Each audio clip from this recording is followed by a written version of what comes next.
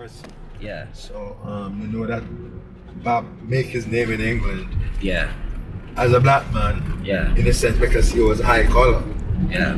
So yeah, all music that they built, Bob was the one who able to take it out from the community. Yeah. For a while. The Wailers, the Wail It Out. Yeah. We just came from the Bob Marley Mausoleum, and then now talking about the connection between him living here and living in Trenchtown, and how it helps when you come here to Trenchtown and the Mausoleum, you get a better, deeper understanding of the music, lyrically, the names you hear. You get to learn about some of the big names, and like No Woman, No Cry, the name Georgie, and he would cook a meal for which I share with. So Georgie was the guy who was heading of the soup kitchen in Trenchtown, and he would cook to let everybody eat what was available. What was available, everybody, partake. And even in Trenchtown, the people, it seemed like a strong community. They still have their challenges. But you know, one thing I found interesting in Kingston is we were there, we went to the Coronation Market. Right? And I think Wednesday and Thursday are the busy days because that's when the ships come in and that's when they get the stuff to sell. And I thought it was cool that the radio station was like dedicated to motivating the people to go out there and hustle. The guy on the radio was like, hey, hustle, hustle, hustle. Like everybody in Coronation Market, hustle, like playing music to keep them. Yeah, so I thought that was cool that the radio station is in sync with trying to help people, push people, to keep hustling. Yeah. The struggle is on, and therefore you just want to condition their mind in a way that they will cope with whatever situation they are in, knowing that hey, what I'm going right now is just temporary. Yeah. I don't accept this as my way of life. I don't see this as permanent. Yeah. But it's a road in which I have to take. Yeah. To reach where I'm going. Yeah, it's not where you're from, but where you're going. Where you're going. Yeah, I would say that of our time here in Jamaica, that's one thing I notice about the Jamaican people.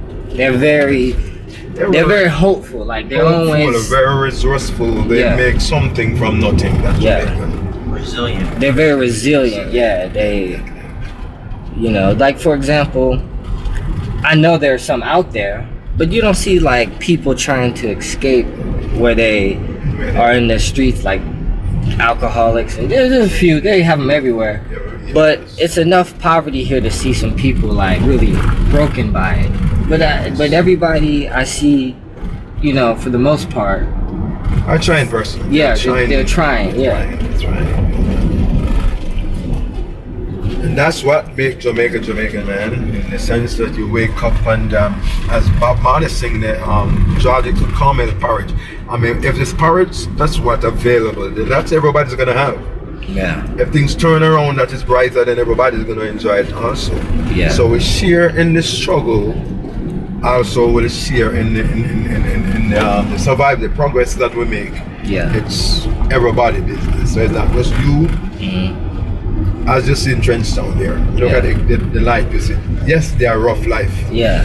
Tough, but at the same time, people just don't go and sit down and throw their hands in the air and give up. No, they're willing to fight. Yeah. That's what makes me Jamaican. We are a fighter. Yeah, fight. Yeah. It reminds me of that Bob Marley line in the song where he says, "Because when the rain falls, it don't fall on one man's house." Yeah. Fall on everybody. Yeah. But yeah, it seems like here in Jamaica, there's a philosophy that helps people to keep pushing. Yes, there is philosophy, there are vibes that will help you push you to be the best you. Yeah. You just don't wake up and said, hey, this is who I am, this is what it is. No. Yeah. You always aim for higher heights and deeper depths because there's more to life. Yeah. And it's definitely what you make of it. Yeah. So you have to wake up this morning and say, hey, man, I'm looking at some dark clouds, but guess what? Before the day end, this dark clouds will be gone. Yeah. There's a silver lining somewhere for me that means the sun is gonna shine. Again, yeah. And you have to believe in yourself. They yeah, and so I think that's why people like Bob Marley's music, because that's what it helped the world to feel that. But people think, oh, Bob Marley was an individual that was like that, but no, all Jamaicans were like that. He was just he was the voice of Jamaica. Yeah, he was the voice.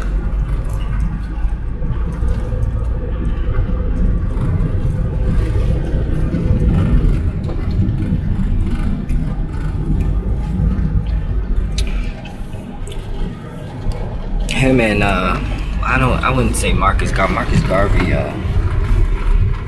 was almost a voice for all black people. At least that's what he wanted, inspired to be, and was. The Marcus Garvey life and history, not just for Jamaica, it's for black people everywhere. Yeah. And you can see, I'm aware that Marcus Garvey, when he leave his name, he make an impact, positive impact on the black race. Yeah. To show them that, hey, you can make it, you can be somebody. Yeah. And don't see yourself out of anybody else's eyes. Yeah. Because there's a perceptions from the white man world that we are inferior. Yeah. And that we need to rise above that I'm not inferior. Yeah. I can do just anything the white man can do. I can achieve anything. Yeah. The white man, the yellow man, or any man can do. I can achieve the same. If I want to, if I put my head to it, I can do it. Yeah. And so that was Marcus Garvey's message to the world. Yeah. He got landed in trouble, ended up in prison. But I think he died satisfied knowing that he have spread the message, and it didn't just die with him, it live on. Yeah. So Marcus Garvey has finished his work, but his work live on. Yeah. Just as Bob Marley legacy. Gone, but his legacy, his music live on. Those lyrics can never die. Yeah. Because of the message that are in his music. In his music,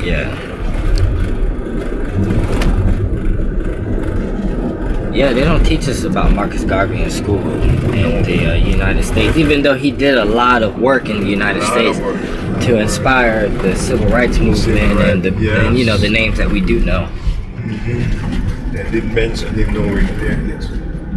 I wouldn't have known who Marcus Garvey was if I hadn't started listening to reggae music.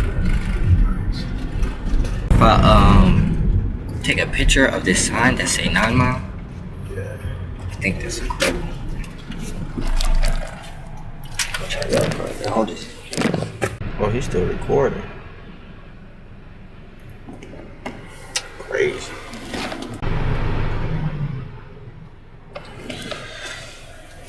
I ain't even really got nothing to say, bro. I'm still tired. Thank you. About to go sleep right now? You keep talking? And that was it. Do you want to say anything? I just said I ain't got nothing to say. I'm still tired. Yeah, sure I could. Here you go. I think that's what I'm So saying. I'm gonna pass it off to pass the mic off to Justin.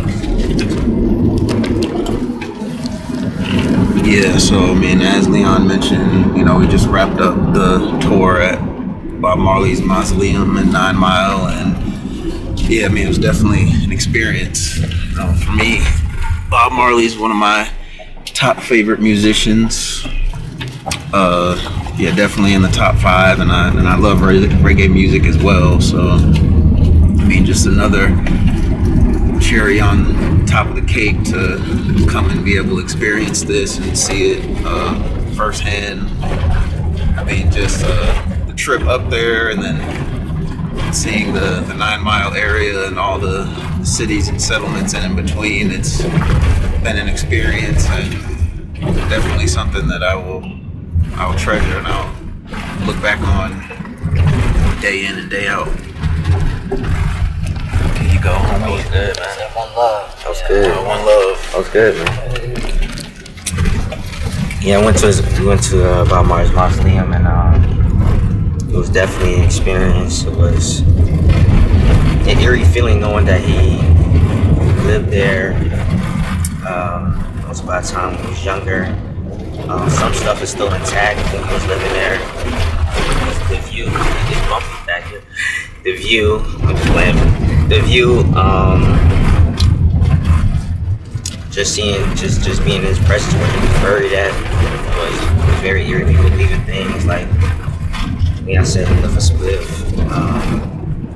Just being one of the biggest icons in history.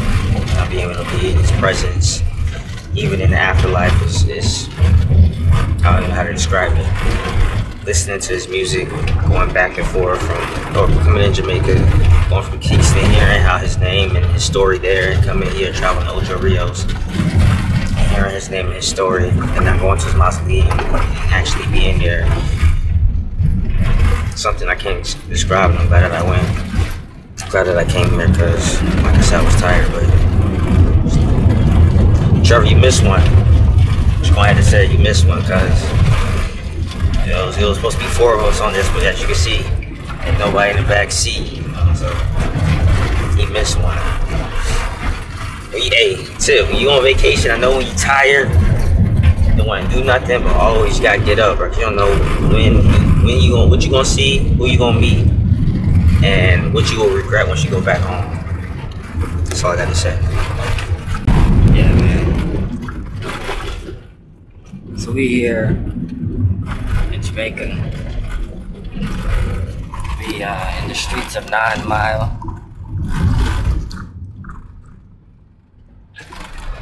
So one thing that's consistently said, and I think I said this to y'all before, because I know sometimes people rent cars and y'all not from here, but yeah, these roads are crazy, man. You gotta know how to drive. You can't just, if you struggle to drive in your own, where you live, you can't. Playing soccer right now? Oh yeah, they practice. Yeah. What's the name of that field again? Or the park? I forgot that name. Addison Park, yeah. I mean, at the hoops. Yeah. Nobody playing basketball. Still be at the hoops. Yeah. People don't play basketball here. Jamaicans are kind of tall. I'm surprised more of them don't play basketball. I'm not saying just because you're tall you gotta play basketball, but you know, I thought, That's an advantage there. yeah.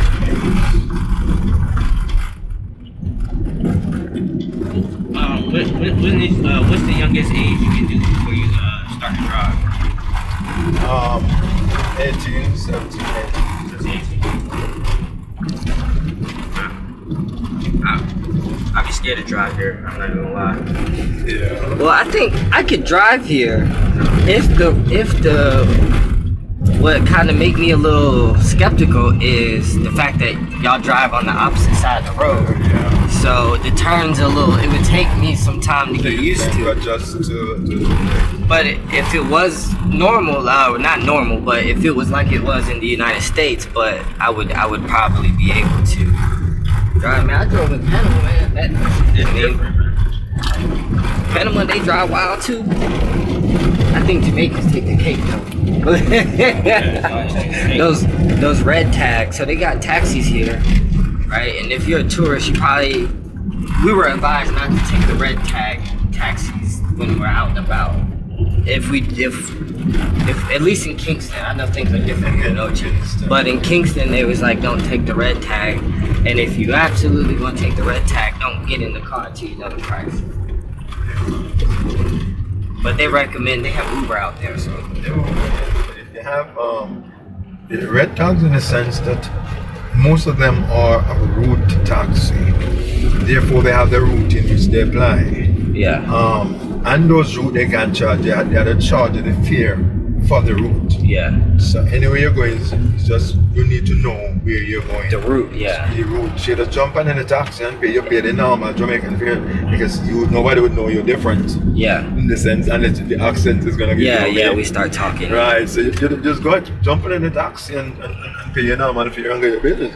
So yes, I would recommend using the red plate taxi reasons because they are a licensed operator, even though they behave a lot of them behave badly. Yeah. But in the sense that when you use a white plate, if anything happened to you, insurance not gonna cover you. Yeah. When you use the red plates, no, anything there they are licensed as a public passenger vehicle. Yeah. Therefore, you are liable for coverage under insurance coverage. We have different type of red plates in the sense. All right, those route taxis. That is in Kingston and other areas are different. For us who operate within tourism, we have a different license, even though it's the same, the plate look the same. Yeah. But it's a different license. We have a contract license that we don't ply the road and pick up. Yeah. We pick up from point A Yeah. to point B. And that's it.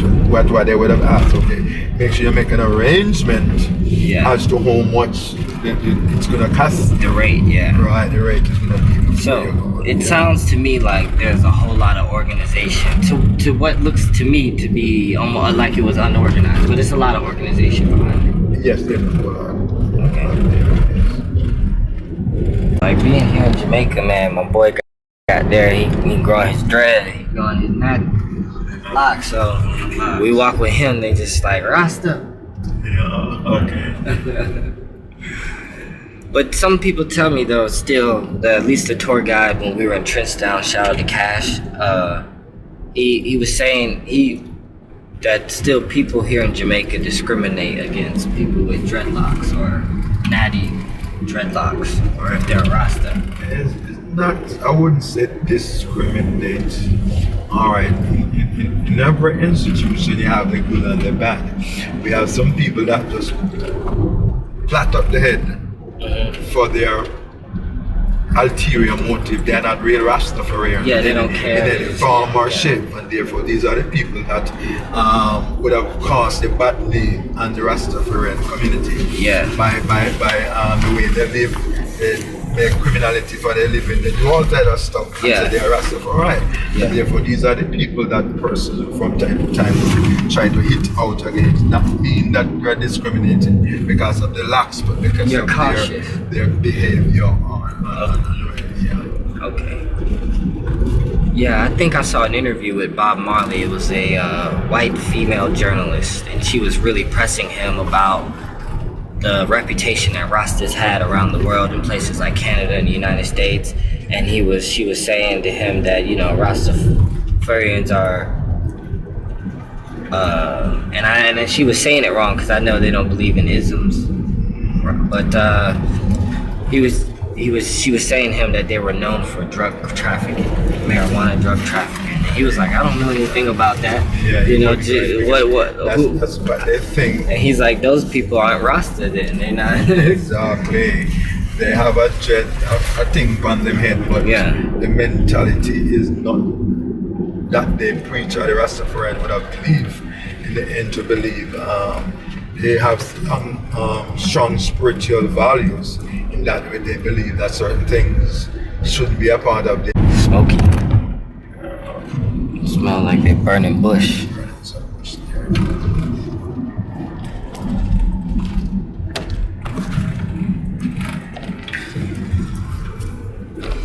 So Henery, what was it like growing up in Jamaica?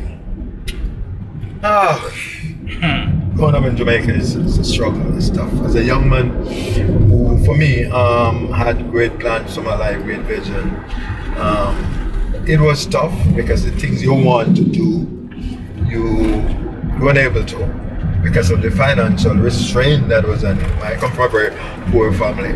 I had, oh my God, how much of us? 9 of us. 4 boys and 5 girls. We have a very small house. So you know that we had was to fight there to survive with so much of us. Dad was only a farmer.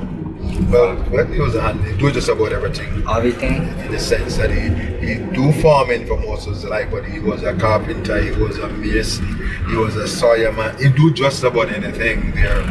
That's legal to make a living to sustain us there. But it was tough going up. Yeah. Did you work on the farm much? Yes, I do a lot of work on the farm.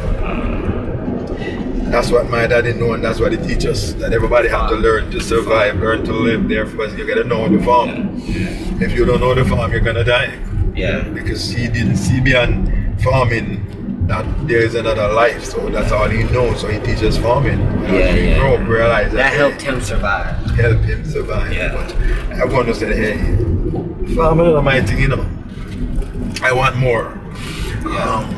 The type of farming that would have been my thing, I did not have the money to go in farming. In that bigger aspect was to earn a living. So I had my goal. I went in to tourism at the time. Started in the hotel. That's not exactly what I wanted, but that was available. My whole aim as a young man coming to school was to be a mechanical engineer. Yeah. I started out in mechanics. Can't help myself, yes. Yeah. But it was still too slow for me in the community in which I grew up. There was no opportunity. There's no opportunity there. So I had was to migrate, leave the community with the intent that I'm going to go further myself in terms of my dream in mechanical engineering. But as I enter in tourism, then I realized, hey, it's going to take more than I thought there. So I had to settle for what was available. Yeah. I started out as a busboy in a restaurant in New Jersey. Worked there for a while. I had to move on because it wasn't what I wanted again. Trying to move into the hotel. I started there as a cook trainee. Still wanted was to go back into food service. I was more interested in food service than food preparation. Yeah, preparation. But the opportunity was not there. So once I started in food service, I find it so interesting. And then I said, well, I think I can make a living here. And then the art of cooking, that what gets my attention there. Yeah. Because cooking itself is an art. Yeah. And you were at this place where they cook in traditional Jamaican food? Traditional Jamaican food and international cuisine in a sense. Yeah, so you had to be a little trained for those. Yes, I started my training there, there. I spent some time in the hotel in Jamaica. I actually get a course from JTB in enhancing my career as a cook. So from there, I don't see what I wanted, and so I sit the master chef course. I was a member of the ACF, the American Culinary Federation. Oh, really? Our local chapter here, yes. And so from there we could get advanced studies. Yeah. In terms of a lot of books and stuff were coming from there. We were I was supposed to get a scholarship from Johnson's and Wales College. Yeah. It did not materialize because I didn't have the funds with it. But I still stay right here in the hotel, get whatever course I can get from JTB, enhance my career in cooking. Yeah. And I work myself up to the level of sous chef right here in Jamaica. Moving from a cook training to a sous chef. I left Jamaica after a while to go on the cruise. As a matter of fact, I was asked by some recruiting persons coming in from Royal Caribbean. Yeah. They were doing recruiting for the cruise line. Yeah. At the time, being a sous chef in the hotel, I didn't want no cruise job. Yeah. So they offered me a job. Gone from home, long time on the ocean, so I sick. tell them, no, I didn't. But after a while, I realized, hey, so why not give it a chance? So I leave, and I was working for the cruise line for some time. Oh wow! So you got to go some places. I got to know some places. Yeah. To the cruise line. So I started out there as a cook tenant. I moved my way up to executive sous chef. Executive chef relief. And so Yeah, I've done my time in terms of being there, working in a cruise line. I've been over 15 years working on there. Wow. And a lot of different ships for With a lot of different people. a lot of different. I've never been on a cruise. Yeah, it can be pretty exciting. I get to visit a lot of places. Most of the Caribbean islands I've been through. I have been in England, I've been in Germany, I've been in France, I've been in the Netherlands, I've been over Europe there. So it takes me some places in Canada, Alaska, Hawaii, all those places. Was there any place that stuck out to you? Like, wow, this is nice. Like, I wouldn't mind coming back here and exploring this place. Or I am still intending to go back to explore Alaska. Alaska. Why Alaska? I don't know. I find it. It's cold, but it's pretty fascinating. There's a lot of stuff you can do. There's a lot of things out there that'll kill you. Yes, yeah, that stuff. But I enjoy it. That's what I promised. That I'm gonna go back. And Alaska is spend a week and just around there. Hawaii is just like Jamaica. Yeah. Hawaii is a very beautiful place, just like Jamaica. Yeah, Jamaica's had a lot of influence on it. Even the kind of Polynesian islands, Yes. they love reggae music. They kind of have their own genre or style of reggae. Yeah. So I actually do that in a sense, work with clothes, and I stopped, came home, decided, hey, I didn't sure what I want to do. I started working in Florida, for a couple of seasons, about 5, 6, 7, 8 years ago. I would go for seasonal, go for about November and come back in April. Yeah. So I've done that one time. I work out of Maine also. Maine for a while, yeah. Wow. I've been in Bar Harbor. You eat the lobster? Yeah. The Maine, po' boy? Lobster roll? Yeah. I work at I'm shocking 2 restaurants over there in Gunquit. I work at a Bar Harbor Resort over there, right there in Bar Harbor. Oh man, so food took you everywhere. Took me everywhere, man. Food took me everywhere. So I enjoy cooking. The fact that I can create something and see somebody sit down and enjoy it, having a good time. Yeah, people who understand, if you can cook, that means you understand people. Yes. Because food, people will be at war with one another, but when they need to eat, everybody peace. Everybody come together. Man, any particular dish that you really like to make? I enjoy seafood at any level. Seafood? Yes. Man, we're trying to go to a seafood restaurant here. Yeah. To find a real seafood restaurant, you can find a couple of countries. Me, I am an authentic Jamaican in preparing seafood. I like escabeche. Ceviche? Ceviche. Prawn stew. Alright. For me in Jamaica, we steam do a lot of steam fish. Yeah. Like ackee and saltfish, using the fish steam. Yeah, what do you boil it? Because the saltfish, the fish it's actually salt. You have to boil it to get rid of most of the salt. So it is being boiled.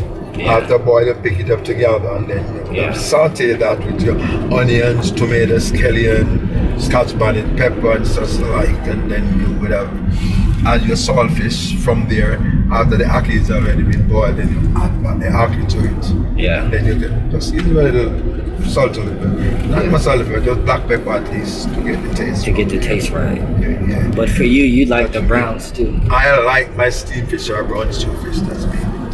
Fresh fish. That means I don't want it from the ice. I go directly to the river in the morning or the sea and buy my fresh fish and come home. That's it, man. Yeah.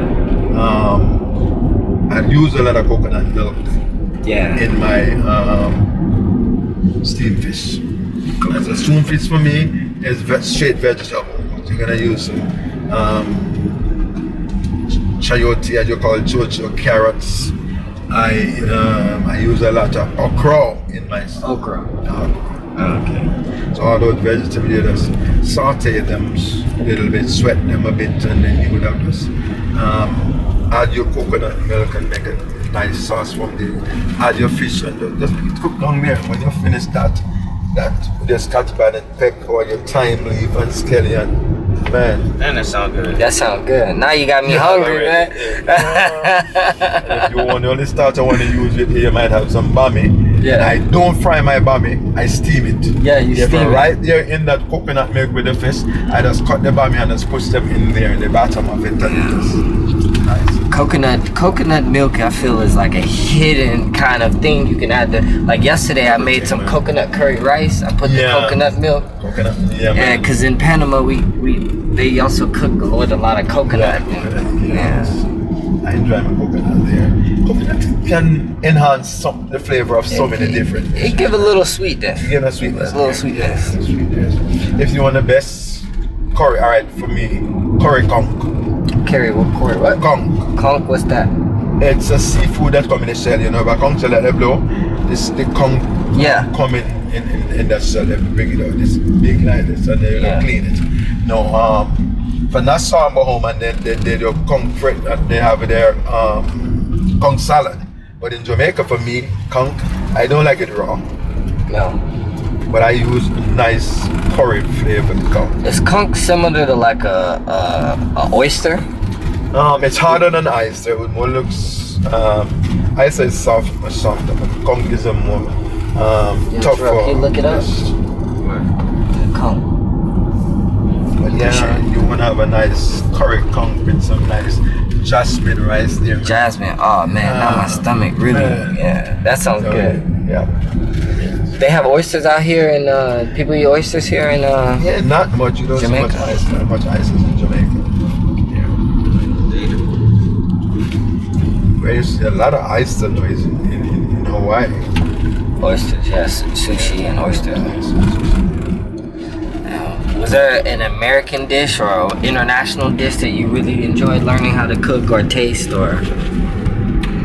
Well, for me, in each country I go, I like to know what their national dish is. Oh, how yeah. they prepare it, and then make my own version. Do we have a national dish?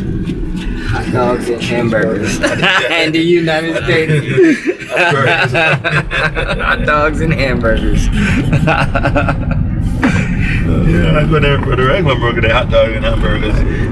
Then you look forward for your turkey. But don't get me wrong though, like when you think hot dogs, hey, you think grilled, you know, these things. But you can go some places in the States and get a good gourmet burger. I mean, fresh lettuce, tomatoes, cheese. I mean, it's a good thing to eat. I mean, but people think McDonald's and these things, but you can get a good burger from some place and it's nice, it's satisfying. When I used to eat meat, I try to move away from meat. I like beef. I don't know. I make my own burger. Yeah. In the sense that I cut a piece of tenderloin. Yeah. Because I like it nice and soft. Yeah. So I would have cut a nice piece of tenderloin. I get some onions, some peppers, and some scotch bonnet pepper, and cut it up together. I just put it in the machine and just grind it. Like a salsa. Right. Once you grind that, you make your own patty. It's already seasoned, so when it's finished, you're not no salt and pepper. You're not having nothing with it. Yeah. All the flavor is right there. So you can create your own burger. Yeah. That's nothing wrong with burgers. Create your own. The problem I have with most of these burger places is that it's more over 60% fat. It's fatty burgers. Fatty burgers. Yeah. They grind everything. They call the fatty part that you would never eat. That's what they grind to make these meats. That's why I'm away from burgers. It's heavy and it make you feel. Yeah. Yeah, you're not supposed to feel like that after you eat. No, after eating, this was how that feeling. So what other country had the good food that you said you went to France, you eat escargot? Yeah. I've been in France. Escargot, for me, at first it was, but after tasting it, it's not bad. Escargot is good. We used to look at France on their coq au vin, in which they do their chicken, with that red wine and stuff like that. Yeah, they get it. Yeah, they getting, bro. I've been in England, I couldn't find anything with fish and chips because I didn't like it. Yeah, I'm like, oh. The fried food for me. Yeah, I went to London myself, to England, and the fish and chips, I mean, it wasn't bad, but it wasn't. My tongue didn't have the taste for it. You know what I mean? Especially when they put the peas in it, or they got peas with it. But they have such a international city though. They have good food. Because when you go through this, so many different restaurants, so many different nationalities that with their own dishes. So try just about everything. Alaska for me was great. The food? Salmon. Alaskan salmon. Salmon. Oh yeah. I know that was probably I love those fresh salmon. I bet that was the freshest salmon you ever had in your life. The best. Red too. It was red, pink. What are they? Pink or red? Pink. Pink. Very nice pink. When you get to the wild Alaska salmon, trust me. Because on the cruise line we have like people that go fishing. Yeah. So we have guests that sign up for the fishing tournament for the week. Each person would have carried back salmon, and then we would have cooked it for them. Sometimes, for instance, it's Australia, you catch a big salmon, like you have to use for it. For me, each week I had at least 7 salmon steak for me for that week. Oh, salmon steaks. Yeah. Man, how you cook nice them up? and thick. You steam them? No man, just grill it. Yeah. After you grill it, just got the grill and I put it in the pan and slow cook it. Yeah. Just steam it down there. Yeah. But you don't want to dry it out too much because overcooked salmon can. But trust me, all I need is some garlic, olive oil, and some thyme leaves. For the Just cut salmon it. steak. Yeah, just marinate it and leave it in there. So And then you put it on the grill. just put it in And then you put it in the stove and steam it. Right. Once you put it You in the put a grill, little water put in color, there? just a little bit of water. You don't want a little bit of olive oil to moisten, some water, a little bit of water, and you just cook that. Oh man. And I bet you felt strong and nice Oh, man, after that. strong after. Yeah. It's full of vitamins and omega-3s and Omega-3s, yeah. protein. Yeah. Everything you get Fresh like that. Yeah. you get from that fresh salmon. Oh man. I enjoy it. Let's look out. I enjoy those snapper. You're a very good snapper. Red snapper. Red snapper. So when I go in Mexico, I always buy a string of fish. I didn't like cooking it out there because for me, I didn't like the way they cook it. So I would buy each in Mexico. I would buy a string of snapper like this, Yeah. and then I would go on the ship and cook it myself. Yeah. Yeah. Just get it. Man, I'm hungry. Where do we get sugar cane from? We can't find anybody to sell us some sugar cane. I find some back in Algeria. It's just all the guys are gone up the street from the time I reached there. Algeria's right by the clock. By the clock, they got sugar cane. They have cane. Not by the, We tried to. by the stoplight there. You see they have peel one that they're selling. Yeah, how do you eat that? Would you just bite it? Just chew it. It's just the juice you're gonna eat. You're not gonna eat the trash from it. So you're gonna just chew it. just and chew then the you juices chew out of the it. juice out of it, and you throw it. Spit out the trash from it.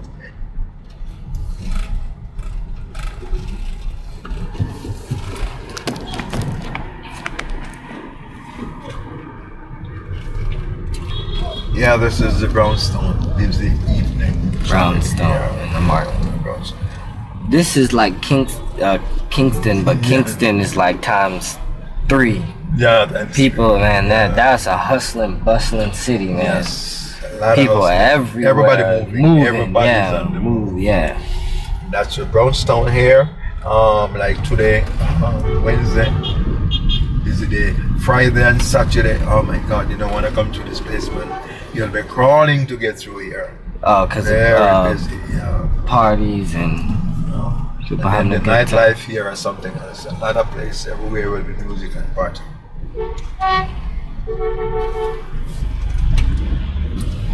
How much is it to get on those buses as a Jamaican? If you're coming from Honduras to Brownstone, it's gonna cost you about, I think, $400. $400. KFC. Yeah, KFC, they love KFC here, man. KFC's kind of fallen off in the United States, but they love every KFC we drove by since we've been here. It's packed up. It's packed. And I know why Jamaica with KFC. Each KFC you go across, Honduras is full. How do we go? man. I mean, rightfully so. I mean, it was good chicken. I ain't gonna lie, it was good chicken. I don't know. What I'm seeing now is that persons are coming in from the United States. Everybody want to try Jamaican KFC. Yeah. I don't know why. Because our KFC it's better than the US. Yeah, it's better. Yeah. Everybody tells me that the KFC that they have in Jamaica is not the same in the US. So each person come down. Can I go back in? Why would you want to live US and get KFC in Jamaica? Yeah. Henery is better. It is better. So don't try to understand. Just leave it. Yeah, that's the first place when our hostess, shout out to Chris Ann, our hostess in Kingston, she, our first evening there, we're hungry. She like, wanna go to KFC? I was like, cause my other friend, he's not with us, but he was like, I want to taste some authentic Jamaican food. And then she was like, oh, like jerk chicken or something. He was like, yeah. He's like, well, let me take you to KFC. I'm like, why are we going to KFC? We got this thing. She's like, don't disrespect it. It's good. And when it was good, we went to 2 different KFCs because the first one didn't have what we wanted, which was that barbecue zinger sandwich. Yeah. But we got the box and it came with chicken wings, a couple chicken, they came with a leg and sometimes a thigh. That was good. But when we go back to Kingston, we're going to the Devon house to try to curry goat patty. I couldn't imagine living down in there. It would just seem like a hassle to get anywhere. To like have to go to the grocery store, like. Persons get used to it by where they live, what they do. The person live in this area, they're going to Brownstone for something. So everybody know is that they have their car, or they're gonna come out and get a public transportation to take them there to buy this stuff and get it. So it's not really a hassle to get your stuff. You just need to know where to go and what you're going for. Right, they will tell you in St. Anne, one of the worst drivers that they had to look out for is the brownstone drivers. The drivers that fly these roads. Why? They drive crazy? They drive crazy. No regard or respect for life, man. No, these people, man. Do they have accidents? Oh, Jesus, don't worry, talk about it. Most of the most severe accidents that I heard of people died. People died are right here in St. Anne from this place. Yeah, I mean, when we were driving over here, there were people like coming around these corners really fast and cutting other corners. They'll overtake you in the corner anywhere with these buses. Yeah. So once you're on this road, you have to look out for them. Trust me. And I have a very tough experience. I learned a hard one. Next month I was going to I lost my brother last August. I'm sorry to hear that. On this road in an accident. Your brother died in an accident? Oh man, he was in one of these brownstone buses. Driver of another bus was overtaking, and that guy could have done more to pull off, but he did not. And it was head on, both bus head on. Was your brother driving the bus? Yeah, my brother was. No, he wasn't driving the bus. He was driving in one of them. Oh, in the bus. And we had about 8-10 persons died with the 2 buses. My brother died in the hospital from there. Multiple internal injury charges. He was there bleeding from inside. They couldn't stabilize him because his spleen was smashed up like potato. And therefore, once your spleen is that messed up, you can't touch it because if you touch everything will bleed out. Yeah. So they were trying to see if we could have stabilized it before, but he didn't make it. Yeah, man, sorry to hear that. Yeah, that's tough, man. That's tough. It's unexpected like that. Road, and the worst thing about it is my last brother is the youngest one. So he was the youngest one? Yeah, he was the youngest one.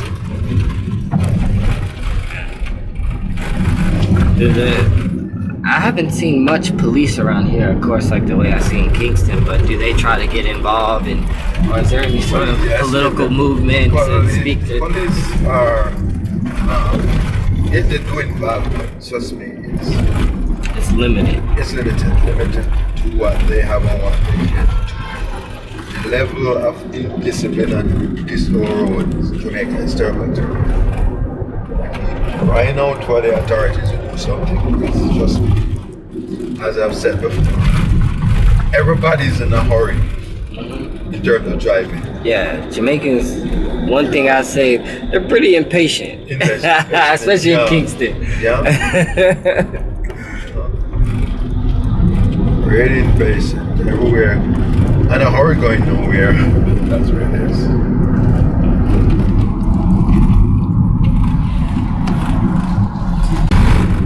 I am able to show. Have you ever eaten, when you were up in Alaska, you ever eat fargwa? The fatty duck liver? I don't know. I never like it. I'm still beer. I've never. For me, I try to avoid fatty food in any sense, fried food and such like. I'm not a meat person either. So What made you start that? After being in food service and seeing preparation of these meals, I realized that most of these method of preparing is not healthy for me in terms of people have wondered how you been in food service a year and say so skinny, because I choose what I eat. I prepare what you want, if that's what you want, but for me, I am very much careful of what I eat in terms of food. So your thing is taking out the fat. So for you, anything but fish is too fatty for you. Yeah, it's too fat. Meat and some fat and fat. And chicken in a whole is gone another 8. Meat and fish, I personally think it's healthy for me. Yeah. And so vegetables and fish, yeah, that'll be my thing. Yeah. My grandpa, both my grandfathers actually. One is 91. The other one is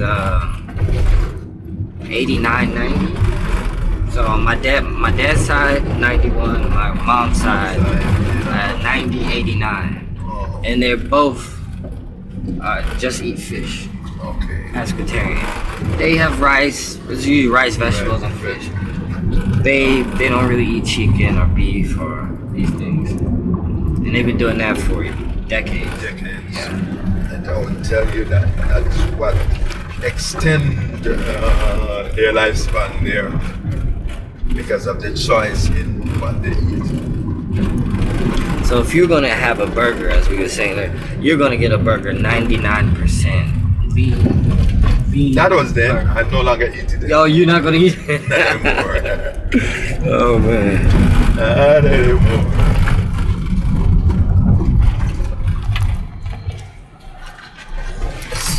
You basically, fish. But fish just seems so. I mean, not just you're eating variety of fish, Yes. shrimp, and basically all seafood. I like seafood. And the States, it's hard to keep up with that because the seafood's so expensive. So it's like, if you just straight, and maybe it's easier here because you live near the ocean. But so how do you keep supply?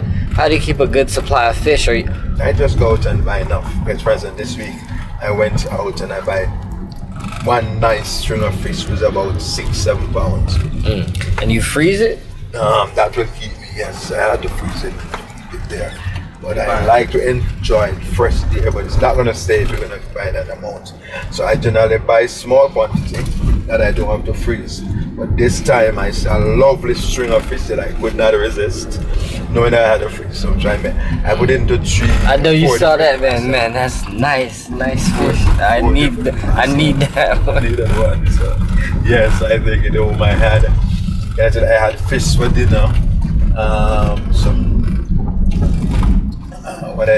Steamed fish for dinner on Sunday with straight vegetable, okra, carrots, I use up the cabbage in it, cut it slice and just steal it together. And I have the same thing on Monday for dinner also. And I still have fish there for another 2 dinners or 2 meals. Are you big into shellfish, crab, lobster? Well, I'm not a crab person. My wife loves crab. Whole crab. So I'll have to get crab. You don't She like conch, lobster. That's conch. She loves shrimp. I eat the shrimp, but not much. Shrimp is very high in cholesterol here, so I try to buy it. But lobster, yes. I'll do a nice grilled lobster or curry lobster. I enjoy a curry lobster with coconut milk. Again, coconut milk. Yeah.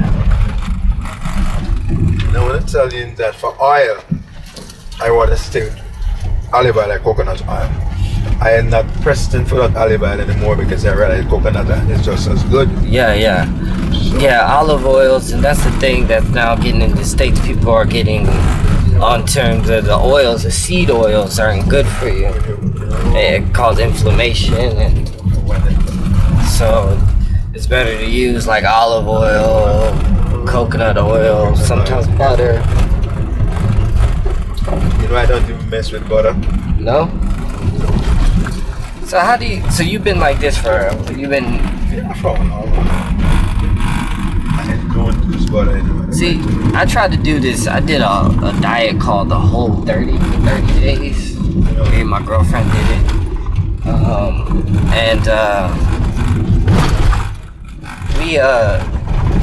I mean, the first 2 weeks it was kind of tough making a change, but I'm pretty sure you're just used to it now. Yeah, I get used to it. I am pretty simple in food. For instance, I plant my little garden where I grow some bok choy, I grow some scallop or spinach. Yeah. And so right near my garden, I just go grab my spinach and I'm right there. And hello, Henery speaking. So this is conch. I don't know if you can see it. Good evening, man. How are you doing? It looked like a shell. I don't know if I can get it. This where the roads is crazy. Man, So the man, camera the bouncing road. around. Oh.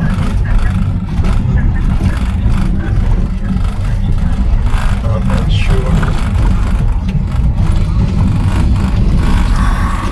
From all the way from I know we're almost about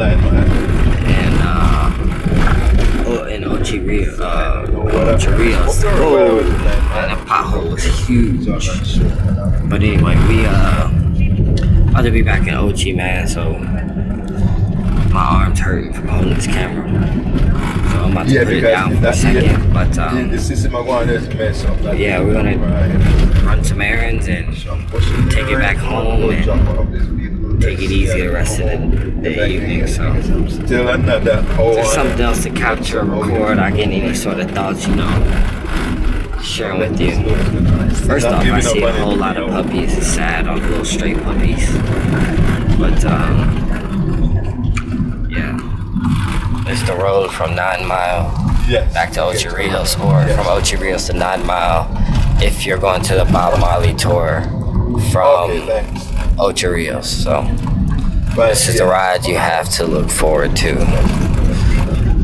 Okay. But it's scenic and you get to see a lot of towns and see a little more of the Jamaican culture.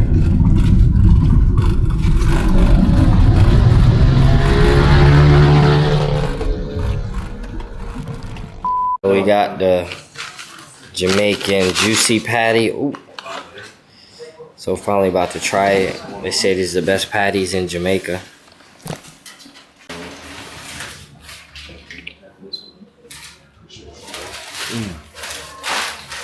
It's good, man. I'm really hungry though. So really anything might taste good right now, but this is good though. This is good. Nice and flaky. Let me taste the spice.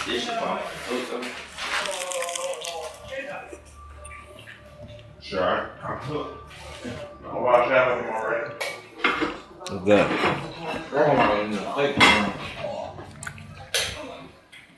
What you think, man? Shit good, man. Shit flaky. It's hot. Made with love. It's the best one. So spicy. Really good.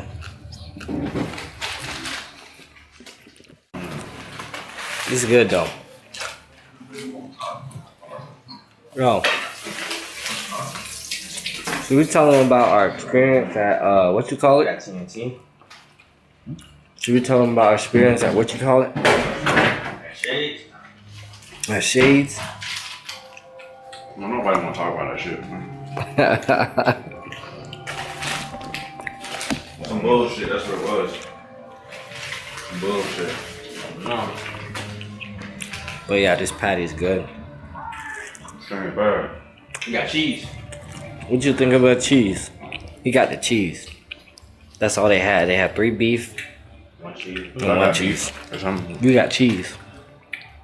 So what's that brown shit in there? Unless JT gave you the wrong one. You got the same thing, but like, I mean, it didn't say which one was which, so Well, what y'all think? shit slap. yeah, it tastes good.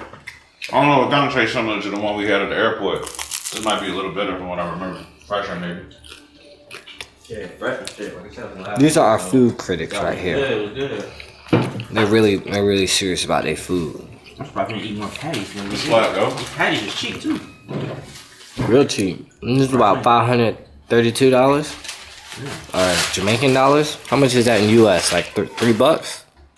Airbnb still doing good, but yeah. Anyway, about to go ahead, kind of wind it down. Probably got the TV on, so probably gonna wind it down. Probably ease off into the night, and tomorrow probably some water activities, chill by the beach, and then take back to Kingston. So so far Ocho Rios has been good. The Bob Marley Mausoleum was great. Yo, did you ever hear from Maxine? Maxine? So yeah, man. Peace. Sure. Here's meal number 2. I didn't get Trevor's on there. He had cooked us some wings and rice. Terrell cooked some neck bones, potatoes, and some what kind of peas are these? Green peas? Yeah, green peas. So sweet potatoes in the oven. They still not, they ready? So we eat those for breakfast. Yeah. So we out here.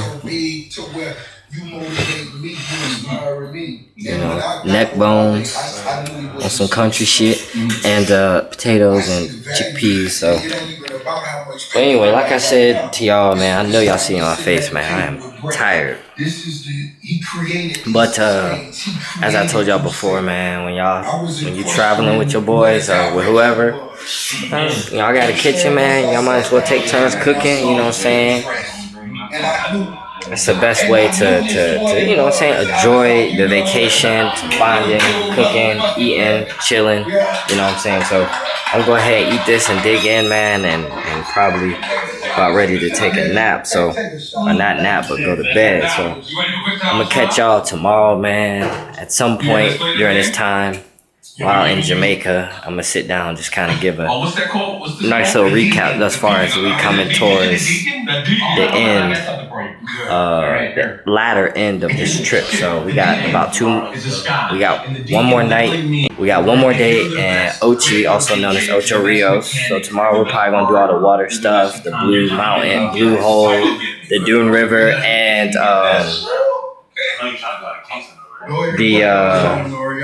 the beach. Go see the beach. But anyway, I'm gonna catch y'all later, man. I hope y'all enjoying these like spur of the moment little vlogs I'm putting together for Jamaica. And you know, like, share, subscribe, do as you please, or do none of it. But at the very least, you know, I hope it shows you a little bit more of Jamaica than what you haven't, what you may not have already seen, or maybe didn't know, or whatever, in case you plan on visiting Jamaica. But anyway, I'm gonna eat this. I hope y'all, wherever you are, morning, afternoon, evening, night when you're watching this video, man. I hope you enjoy the rest of your day. I'm about to go ahead and cool it, and that's like the third, fourth time I said that today, but this is official time. So anyway, peace out. Yeah, we're taking a shot. Yeah, 8 hours. Whatever that means. Yes, you don't. You ready?